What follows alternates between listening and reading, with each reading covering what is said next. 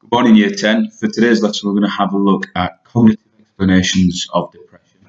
So this is the second explanation that you need to know following the biological explanations of depression. We're also going to include cognitive behavioural therapy, which is how a cognitive psychologist would treat depression. And then we're going to hopefully be able to contrast that with the biological treatments for depression, which we looked at in the previous lesson. So antidepressants, most importantly. However, just to start, what I'd like you to have a go at is complete the recapping depression so far activity on class charts. So it's uploaded just under the homework tab. What you need to do, you just open the zip file and then you click on the HTML file, which will say recapping depression. And it should open an interactive resource in your browser and you can just decide on which answers match the questions. So have a go at that. You can pause this video if you want. If you struggle to open any of those files, then you can either just let me know via email or you can just continue with the rest of the lesson. And there might be another opportunity to go back and complete those tasks when we return to school. Okay, so before we get into today's lesson of explaining depression from a cognitive point of view, we need to introduce the cognitive approach and start to contrast it to the approaches that we already know, such as the biological approach. Now, the cognitive approach developed in the late 1950s in response to another approach of psychology called behaviorists. Now, we haven't looked particularly in detail about behaviorism just yet. Behaviorism is the belief that we learn through experience. So once we start to experience something, that will effectively change our behavior in a similar situation in the future. Now, cognitive psychologists didn't entirely agree with everything that behaviorists were saying. They suggest actually it's not about whether or not we experience something, it's how we interpret that experience, how we think about that experience. Now, in the 1950s, cognitive psychology was heavily influenced by the development of computer programming. Now, the image there in the right corner of the screen, Alan Turing, he's not a psychologist. The name might be familiar to you. He was a mathematician. Alan Turing was the individual who was the brains behind Enigma, which is the machine that was able to crack the secret German codes during the Second World War and effectively save millions of lives and potentially stop the war years earlier than it would have stopped if he hadn't have been able to crack that code. He's very famous. There is a great film that's it might be on Netflix called The Imitation Game, which is all about Alan Turing's life and how he developed this machine. He was one of the first individuals, the first mathematician, who used computer programming and algorithms to be able to make predictions and to look at similarities and patterns. And that's how he was able to crack the German secret code. Now, cognitive psychologists were extremely influenced by this idea of algorithms, being able to use algorithms and computer programs to make predictions and identify patterns in human behavior. They were significantly influenced by the development of computer programming. And today we generally call cognitive psychologists cognitive neuroscientists because it is one of the dominant approaches now in psychology. And we know that with the advancement of computers and technology, cognitive psychologists are really able to use these computer programs to be able to predict and understand human behavior. Now, cognitive psychologists completely reject other approaches like the behaviorists view. The behavior is entirely nurtured. And they believe that nature, the structure of the brain, is also extremely important. Now, when we've looked at depression so far from a biological point of view, we have purely focused on nature. We've looked at genetics and we have looked at neurotransmitters and different parts of the brain which might be linked to depression. However, even from a biological point of view, even though they place a lot of emphasis on nature, they wouldn't accept that nature is purely the cause of depression. They say it's a mixture. So you have your neurotransmitters, the way that your brain works, and that is effectively influencing the way that you process and understanding events. So if we think back to Caspi's research with depression, those individuals with 2 short copies of the allele on chromosome 17 are more likely to interpret life events as being stressful and result in depression compared to individuals with 2 long copies of the allele on chromosome 17. cognitive psychologists believe exactly the same. They believe that the way that your brain processes information is extremely important. So the environmental factors are always essential, but also we have to combine that with the way that your brain actually thinks about those environments. And the cognitive approach, even though it developed in the 1950s, it was significantly influenced by earlier physiological research conducted in the late 19th century that focused on concept of brain localization. Now, if we think about the concept of brain localization that we know, if we think about the different lobes and cortexes of the brain, we get a little more specific and think about that Broca area of the brain on the left hemisphere that is associated with speech production. We looked at that split brain research, so the research by the psychologist Sperry. These cognitive psychologists also recognize the importance of brain localization, and they do believe that certain parts of our brain effectively develop and specialize for certain functions and certain understanding and producing certain behaviors. Now, we're going to really simplify the cognitive approach, and I put AO1 there. That's just the assessment objectives that would be required if this was an exam question. So what cognitive psychologists believe is that we continuously have input from the environment. So input would be the events, daily experiences that we have that are continuously being processed by our brain. Now, a nice way to think of cognitive psychologists is think about the brain as just a series of cogs all working together to process the input from the environment. Now, the actual term that cognitive psychologists use is mediational processes, the way that we think about the input from the environment. Now, if we're thinking about somebody who suffers from depression, their input from the environment could be something like a relationship breakdown. So if they have experienced a relationship breakdown, so their boyfriend or their girlfriend has left them, the way that they think about that breakdown could produce depressive behavior, and that would be the output, the observable behavior. So if somebody thinks after a relationship breakdown they'll never find love, nobody will ever like them, and that they're going to remain lonely and on their own for the rest of their lives, then it's the processing part which is causing the output, which might be depression, and not the actual input from the environment.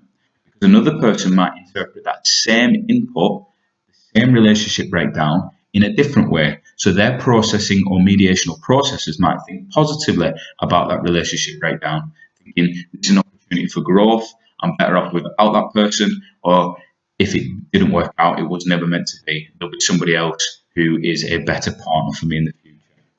And obviously the way that they think about that more positively will result in a different output, a more positive output, and we're less likely to experience or display symptoms of depression.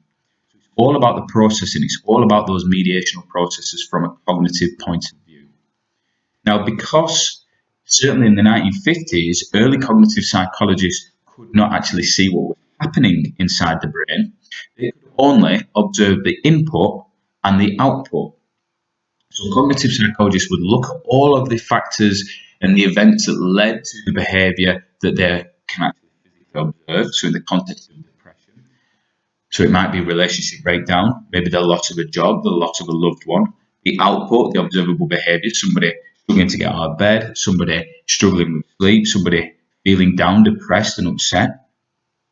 And because we're not 100% sure of what's happening inside the brain, the mediational processes, a cognitive psychologist will make an inference, which is just an assumption about what is actually happening inside the brain.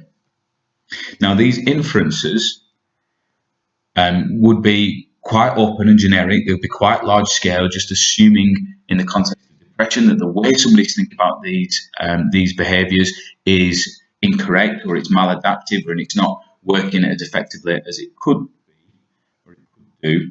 However, now with advances in technology, the inferences that cognitive psychologists are able to make are far more specific and clear. But because we're looking at depression and we're looking at the 1950s, the inferences that the psychologists we're going to look at are quite broad and open. Now, if we're thinking about these mediational processes, we can start to link it to other areas of cognitive psychology that we are already familiar with. Because the way that we process information is generally based upon schemas, and we know that schemas are just packets of information made from previous experience. We've looked at schemas when we've talked about memories, and in particular, we've looked at it with relation to eyewitness testimony, how a schema can affect the way that you recall an event that has happened. So reconstructive memory by Bartlett.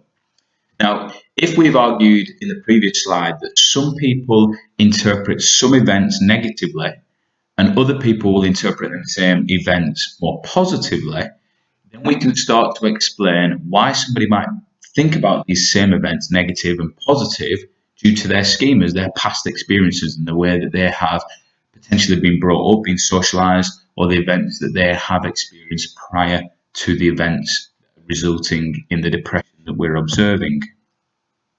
Because we know that every time we experience something, we add to pre-existing schemas. And that experience doesn't have to be direct. It could be the way that we experience something through talking to others, our experience of something what we see on TV, our experience of something that we observe on the street from people that we've never met before. If we've never experienced something, we use our schemas of similar experiences to guide our behavior. So if somebody has never experienced relationship breakdown in the past, then they might use schemas from things like what they've seen on TV, maybe the relationships that they've witnessed from maybe the parents, their friends, or other individuals that they know to guide their experience of what they should feel or how they should feel. Now, an example that we often use for to explain schemas, which we are already familiar with, how will you behave on your first day of university? Well, none of you have ever been to university. You've never started your first day at university, so your schemas are going to be heavily based upon experiences of others. So you might use what you've seen on TV, from films. Your brothers and your sisters or your parents might have talked about their first days at university, and that will start to then guide your behaviour.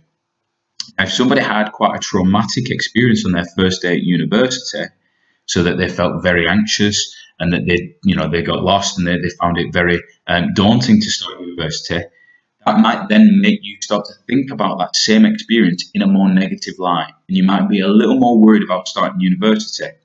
Whereas if those same people that you know really enjoyed their first day at university and all they can do is talk about their positive experience, then your first day of university might be interpreted as a good thing, as more positive and something to look forward to, and therefore not something to be worried about.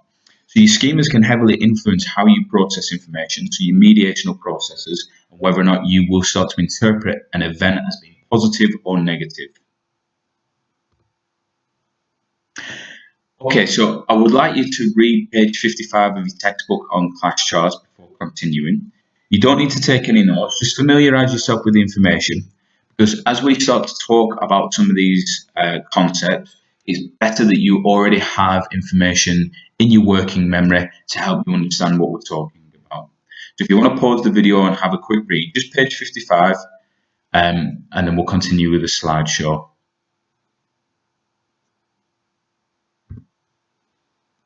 Okay, so we're going to focus on one individual who's outlined on page 55, which is a man called Ellis. He in particular developed something called the ABC model to explain depression. We're also going to have a look at his treatment, which follows this same process. But we'll just keep thinking back to that previous slide where we had the input, the process, and the output, because that is a very simplified version of the ABC model. Now, Ellis argues that as cognitive psychologists, what we need to do to consider why somebody is feeling depressed is consider the activating event. So the activating event is the initial cause of the irrational thoughts. So this is the input. Now, there could be more than one activating event. Most likely for somebody who is suffering from depression, there will be activating events plural. So there could be 5, 6, 7 various different activating events that all contribute and are all linked to one another. However, if we're going to just simplify this process down, we're looking for a specific event which has made a person start to feel depressed. So it could be failing an exam. So if somebody's failed an exam, there's our activating event, there's our input. Ellis then argues, as a psychiatrist or psychologist, we need to start considering the beliefs that are caused by the activating event.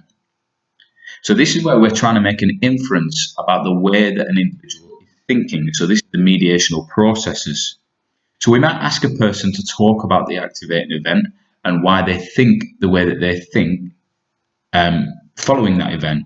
So if we have the activating event as failing an exam, an individual might start to report, well, I must be stupid. If I failed an exam, I can't be very smart.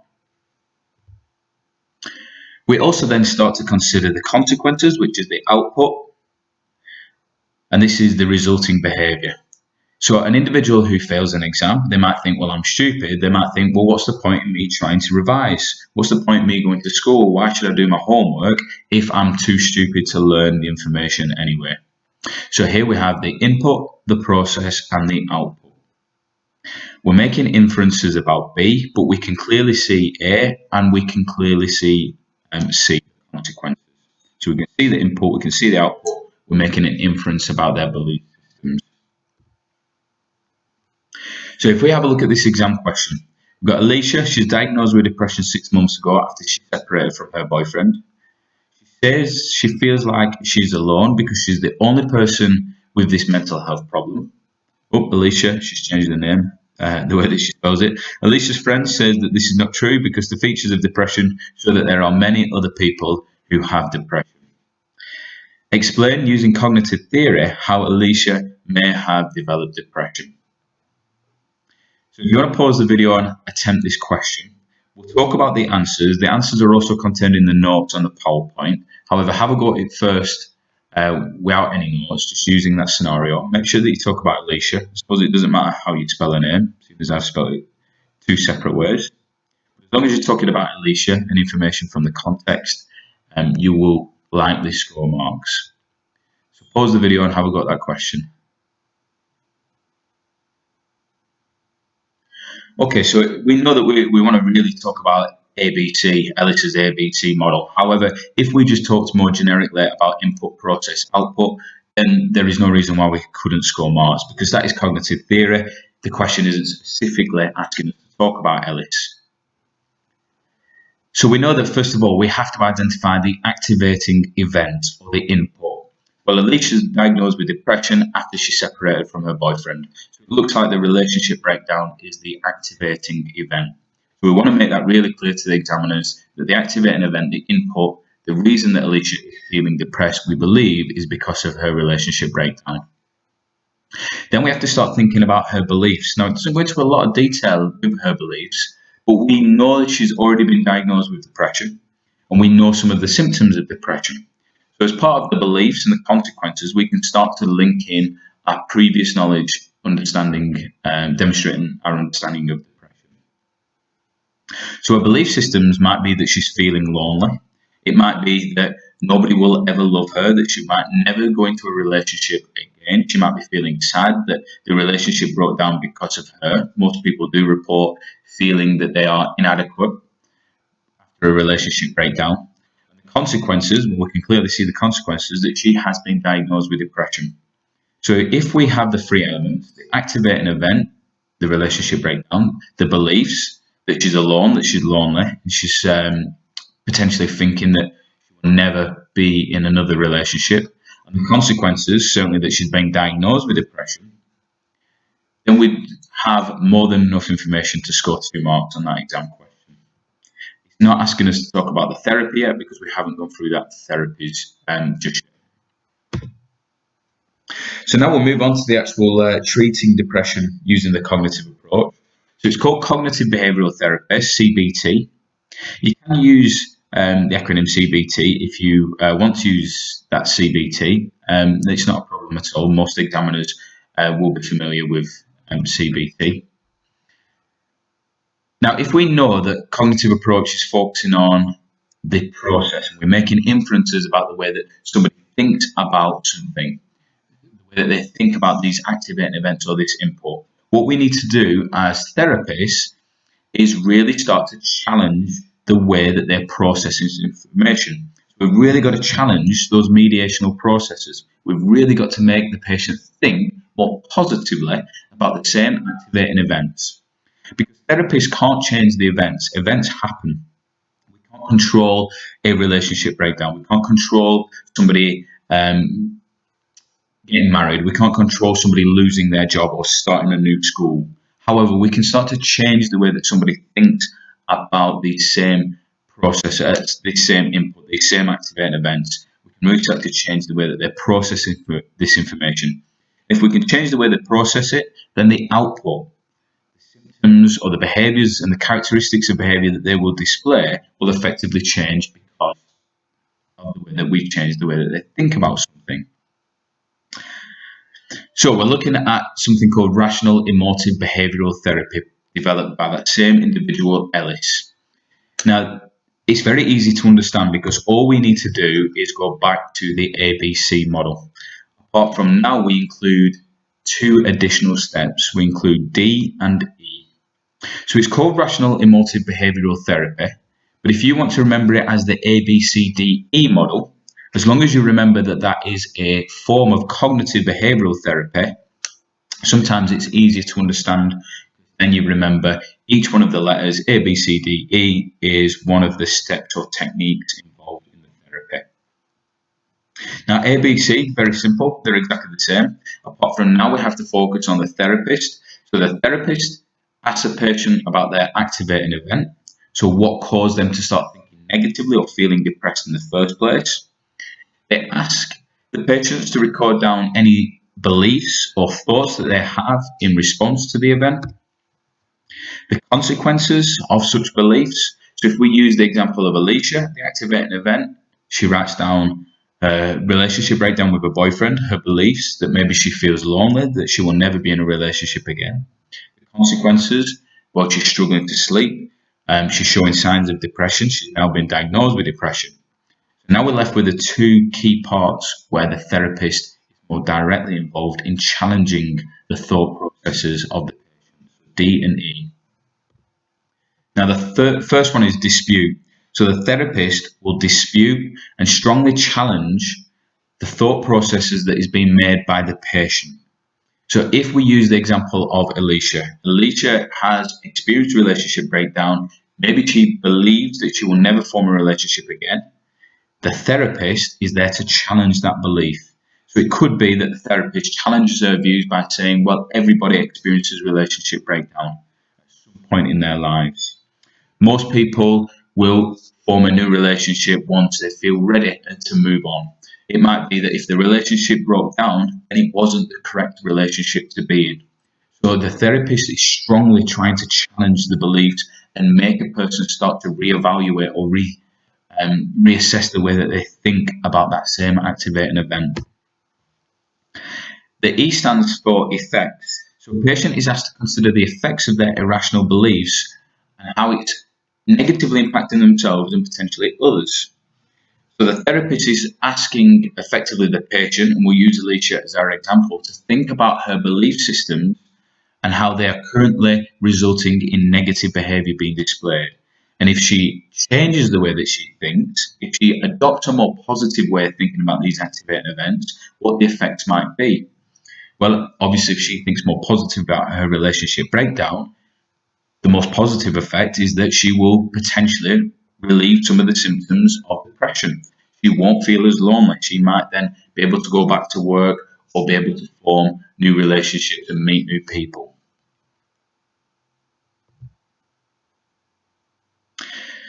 Now we've gone through the process of Alicia there. What I'd like you to do on this activity is I'd like you to now go back to that previous scenario and just break it down A, B, C, D and E of how we would treat Alicia. So really go back into detail. You can go back to that previous slide and listen to the explanations again. Really think about how we challenge her beliefs, really dispute them and get her to try and think more positively about the relationship breakdown and how that might benefit her. If you get really stuck on this activity, just look in the notes of the PowerPoint and there is some ideas and advice there. So we'll just quickly evaluate the cognitive explanations and treatments of depression. Now, unlike the biological approach, the cognitive approach adopts a nature and nurture approach to explaining behaviour. Now, we did make it really clear when we went through the biological explanation that they do adopt a nature and nurture, but they place significantly more emphasis on nature than nurture. So, for instance, They're extremely reductionist in focusing on specific chromosomes, 17, or specific neurotransmitters when trying to explain why somebody feels depressed. Now, cognitive psychology sits more on the fence. They say that nature and nurture are relatively balanced, so therefore we're taking into consideration both. So we'd argue that the cognitive approach is far more holistic and not reductionist in comparison to the biological approach, which is a good thing because we know being holistic, we're taking into consideration lots of different variables and how that might result in the behaviour that we are studying. However, a major weakness, it maybe ignores the biological factors that might influence how we process an event or situation. So when we've talked about these cognitive explanations, we've just used the word process or mediational processes. However, we know through research that some people have a biological predisposition to develop depression. So we can't assume that it's just the way that a person thinks about an event. Maybe there are biological factors that contribute to how they think about an event. So if we focus maybe on the biological predisposition and understanding why some people process the same events more negatively or more positively, then might be a better explanation or a better treatment than just assuming that everybody is the same in how they interpret an event. The treatment is successful without the risk of addiction, side effects, or relapse. So relapse, key term, remember, that is just when a patient stops their treatment, do they go back to their previous behaviour? So does depression return? Now, with cognitive behavioural therapy, relapse is highly unlikely because once you change the way that somebody thinks and they start to adopt a more positive mindset or a positive way of interpreting events, they will use that same positive thinking and apply it to different events. So, for instance, if Alicia suffers from a relationship breakdown in the future, she won't relapse and show depression again. She should adopt a more positive way of thinking, even though she's experienced the same activating event again. The activating event might change. So if she loses her job, for instance, in the future, again, she should still adopt that more positive way of thinking about that same event and therefore not display any signs or symptoms of depression. Also, the patient's in full control. So when we're talking about full control, we can link that to ethics. Because the patient can withdraw at any point. They can say, I don't want to take part in this therapy anymore, which they can't do with drugs. The patient can effectively increase their own treatment by completing homework tasks, maybe booking additional appointments with a therapist. They can slow down the treatment if they feel that the treatment's going a little bit too fast. And therefore, we would say that's a major strength in comparison to drugs, where the the patient doesn't have that same level of control. However, the treatment, it can take many weeks. So usually cognitive behavioural therapy, we wouldn't see any positive effects until after around 12 weeks. Now, if somebody is suffering from severe forms of depression, that 12 weeks might be too long. It might then just tip them over the edge because they're feeling nobody or that the treatments aren't being successful. And obviously we don't want that with somebody who is self-harming or feeling suicidal. The second part is that patients often reject their therapists. Now, nobody likes to be told the way that they're thinking about something is irrational or illogical. Effectively, that's what a therapist is doing during cognitive behavioural therapy. So somebody who is sensitive and delicate and in a fragile state, such as Alicia, who's been diagnosed with depression, for a therapist to come in and say, effectively, what you're thinking about is wrong, it's illogical, it doesn't make sense, that could actually be more negative than positive for a patient. So relationships between the patient and the therapist have to build, and that's generally why it takes so long, because a therapist can't just jump in and say, you're thinking about this all wrong. They have to develop a relationship of trust from their patient before they can then start to really challenge and dispute their thought processes. Okay, so here's a key term matchup. If you want to pause the video, these are some really important key terms from this PowerPoint.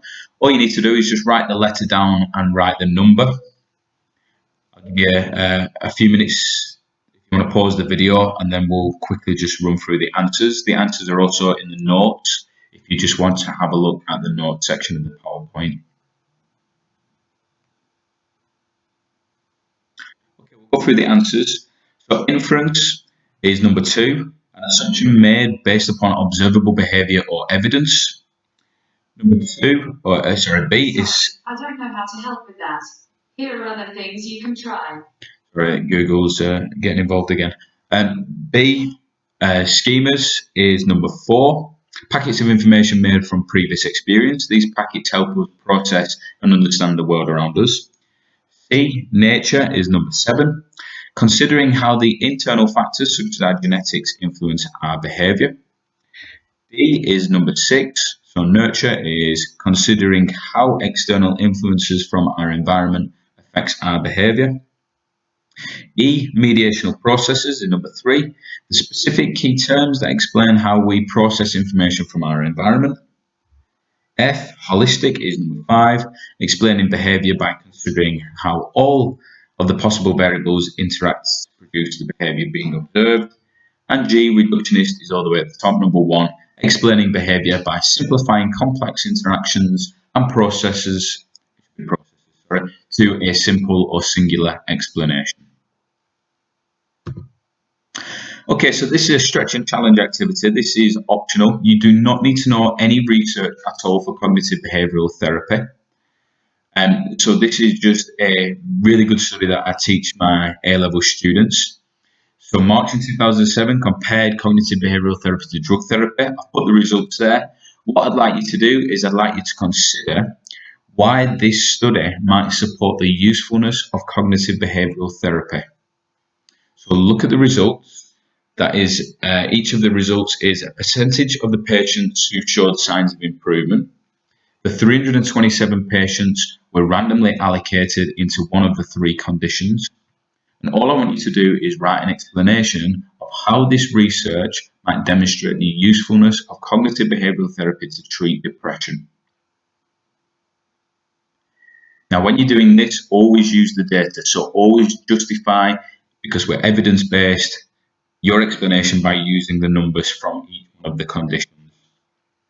I'm not going to go through the answers on the video, but the answers are in the notes section of the PowerPoint if you want to have a look at the notes.